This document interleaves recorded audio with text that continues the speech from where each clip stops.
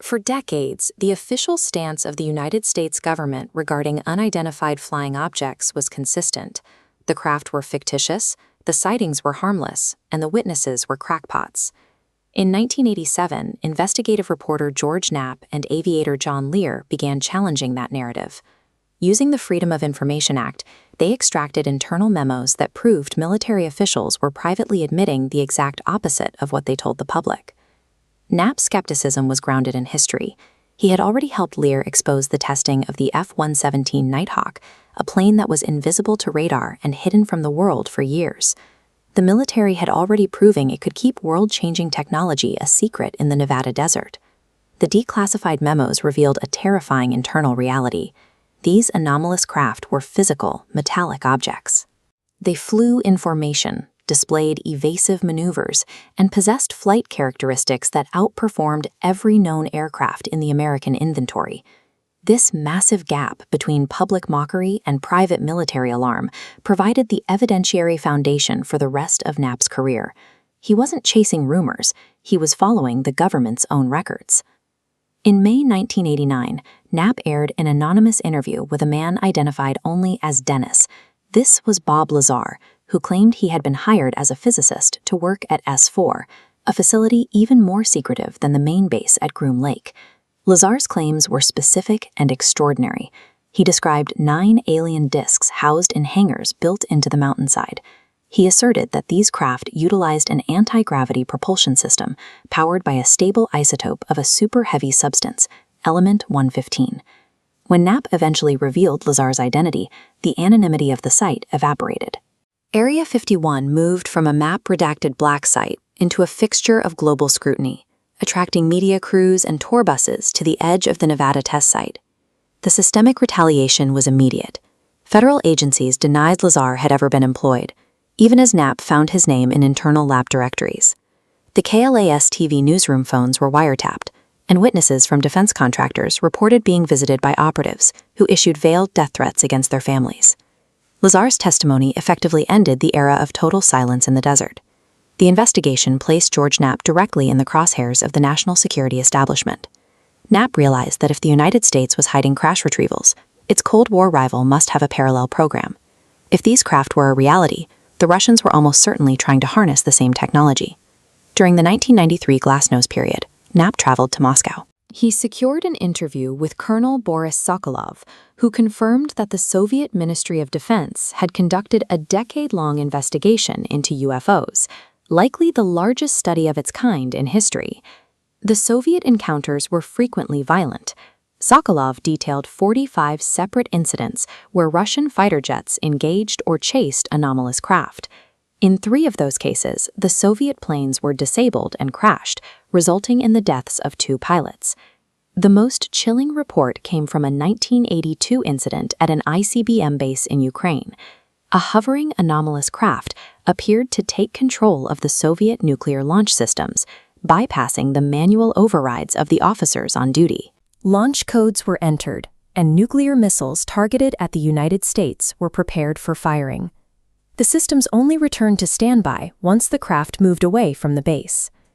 The Soviet files proved that the cover-up was a global mandate. Leaders in both hemispheres were driven by a desperate fear that a technologically superior anomaly could inadvertently trigger World War III. In 1996, Knapp shifted his attention back to the United States to investigate a 512-acre property in Utah. The site, known as Skinwalker Ranch, was reportedly the center of a dense cluster of anomalous activity. The Sherman family, who owned the ranch, reported a terrifying range of phenomena: reports of vanishing cattle, mysterious glowing orbs, and massive predatory animals that seemed impervious to bullets. Billionaire Robert Bigelow purchased the property shortly after Knapp's reporting began. Bigelow's intent was to replace anecdotal stories with a standard, rigorous scientific methodology. He established the National Institute for Discovery Science, or NIDS. He staffed the ranch with PhD-level scientists and former intelligence officers, deploying advanced sensors to catch the anomalies in real time. This shift changed the nature of disclosure. It was no longer just about leaked documents. It was about sustained, funded, and multidisciplinary observation. The investigation at the ranch triggered a political chain reaction. Knapp's book on the subject was read by James Lakatsky, a scientist at the Defense Intelligence Agency. After visiting the ranch himself, Lakatsky realized the phenomena required formal government attention. Lakatsky briefed Senator Harry Reid on the findings. Reid, convinced by the evidence, began organizing a secret legislative effort to fund a new investigation. The result was AAWASP, the Advanced Aerospace Weapons System Applications Program. It became the most heavily funded UFO investigation ever acknowledged by the United States government. Reid secured a $22 million black budget appropriation directed through the DIA to private aerospace contractors away from public oversight. The yield was immense, producing over 100 separate technical reports. This provided the DIA with massive amounts of data on UAP capabilities and national security impacts. The irony was complete. Knapp's journalism had successfully penetrated the Pentagon, forcing the government to secretly spend millions studying the phenomena they were still publicly dismissing as a hoax. Today, the 38-year investigation has moved from the Nevada desert to the floor of the United States Capitol.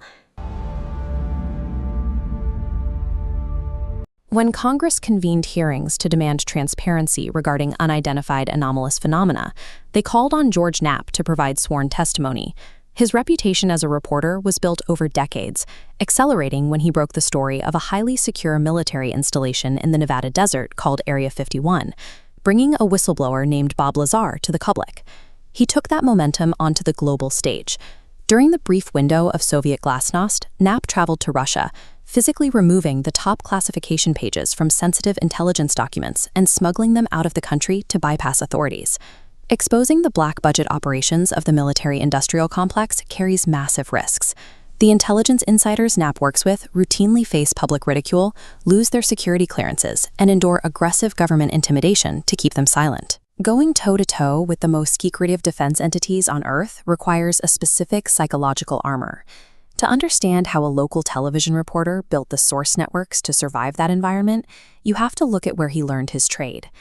In the early 1980s, Las Vegas operated as a gritty, high-stakes battleground, where the neon lights only thinly veiled the violence on the streets. The real power brokers were the Chicago Mafia, who maintained an iron grip on the casinos, local politicians, and law enforcement. Reporting on this underworld meant navigating daily physical threats. Surviving that environment required a completely different style of journalism, one Knapp absorbed directly from a master. That master was Edward Ned Gately, Jr. Day brought a highly unusual resume to the newsroom. Back in Milwaukee, he had spent years working as a bookmaker and bartender inside clubs controlled by the local mob. He eventually left that life behind, channeling his intimate knowledge of the criminal underworld into a career as an aggressive, combative newspaper and television reporter in Las Vegas. When a young George Knapp arrived at KLAS-TV, Day took him under his wing, forging a bond built on intense shoe-leather reporting. Day taught Knapp his exact methodology. He didn't rely on press releases, he cultivated deep-cover informants on both sides of the law, using his street sense to expose corruption from the inside out.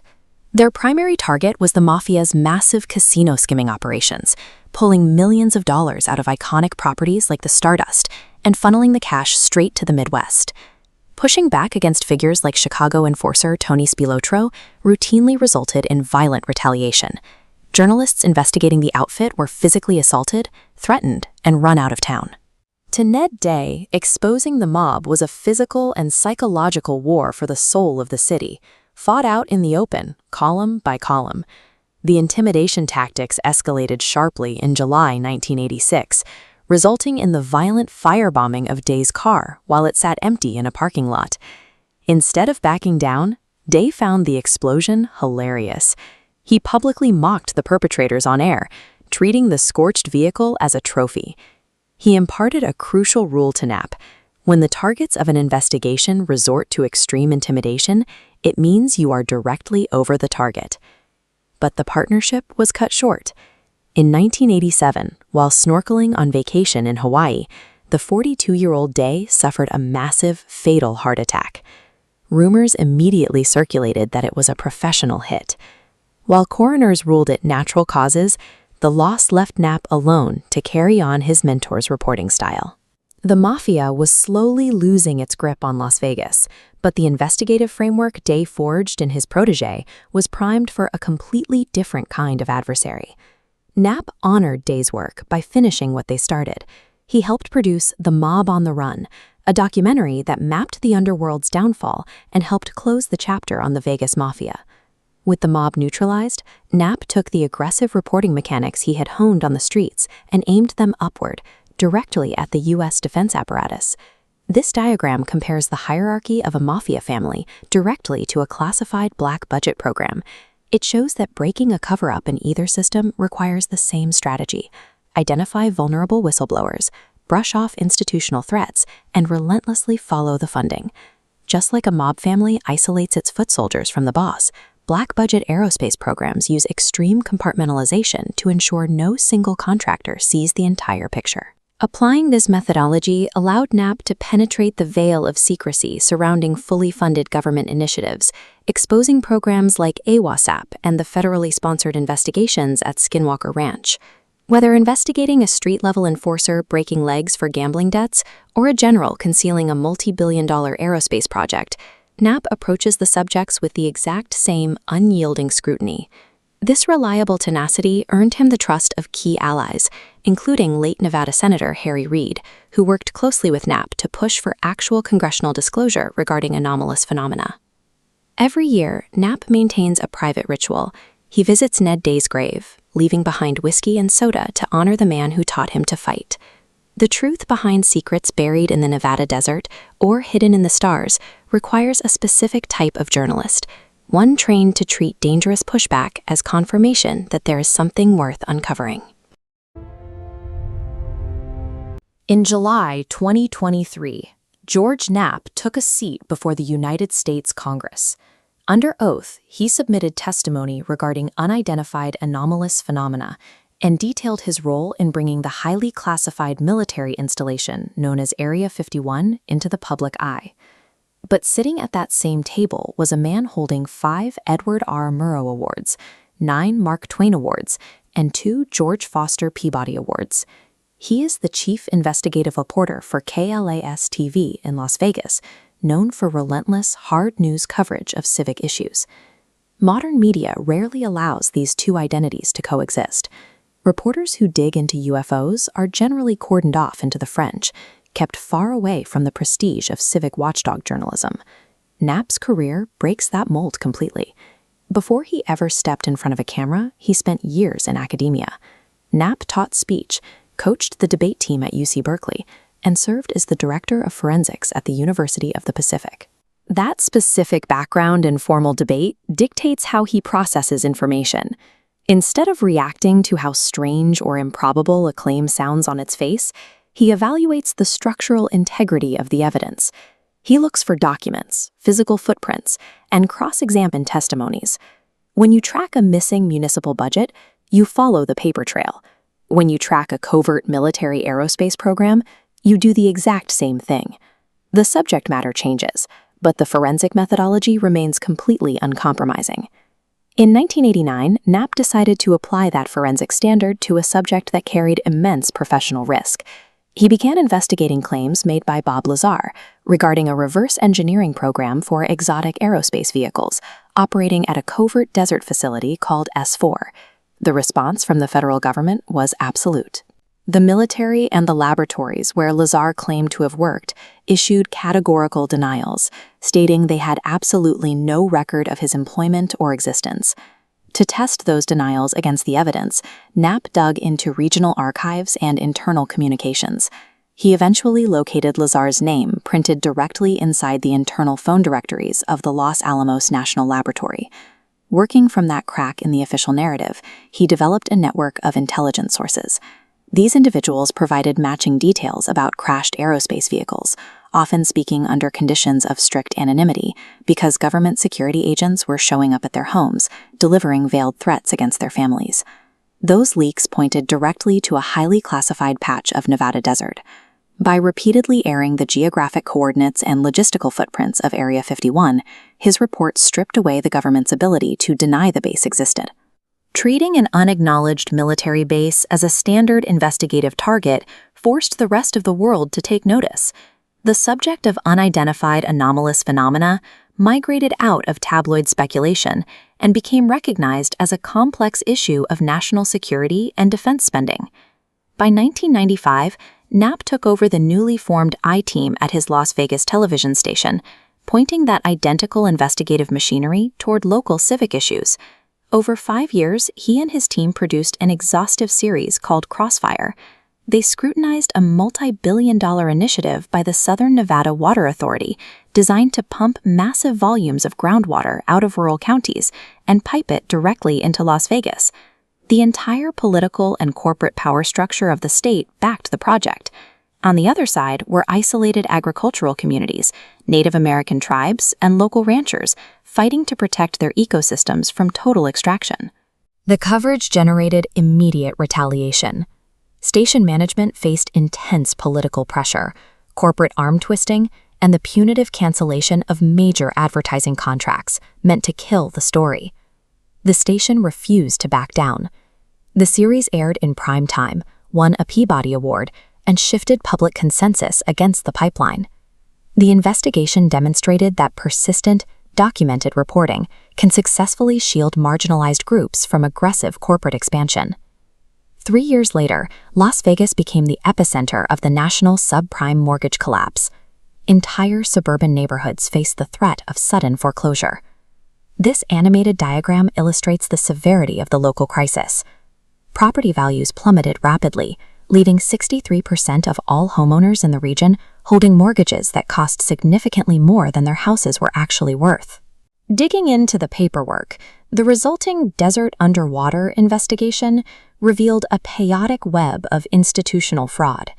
When distressed mortgages were fractionalized and traded between banks, the physical legal titles were frequently lost or falsified, leaving people who purchased foreclosed homes with no legitimate claim to their own property. To combat the confusion, the investigative team built and maintained a permanent online database. It gave distressed residents direct access to local housing data so they could identify predatory lenders and protect their financial assets. Parsing the deceptive language of a subprime mortgage contract requires the exact same analytical rigor as dissecting a classified defense budget.